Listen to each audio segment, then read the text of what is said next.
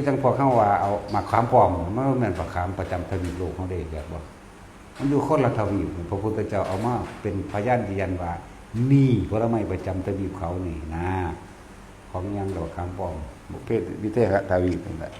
บักสมหม้อหมู่นี่ของอุตรกุรุทวีป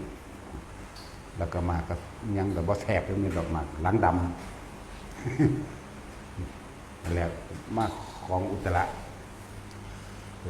ส่วนของโลกของหมักยังหัวใจว่าของโลกเข้านี่เขาก็เคยมาหาเฮาแต่เขาของเข้าไปปลูกคุณคือกันหมักวา หมักวาว่ามันหมักหวดขาเด้จะคิดว่าจะว่าหวดขาวะนี่ตาลุ่นตาสินโอ้โห หมักหวดขาหมักวาต้นหมักวาใหญ่เฮานี่หมักวากินหมากแซ่บนั่นแหละพูดถึงว่าบางคนแต่ว่าบ่เห็นบ่เสือเนาะบ่เห็นบ่เสือก็แสดงว่ามึงเกิดมานี่มึงบ่เห็นปูมึงก็แสดงว่าบ่เสือว่ามีปูตัวเนาะแต่พอมึงจะเกิดมาจากใสเห็นบ่นั่นแล้วบ่เสือแต่บ่เห็นก็เอามึงคือว่าขัดงานเอาเนาะแสดงว่า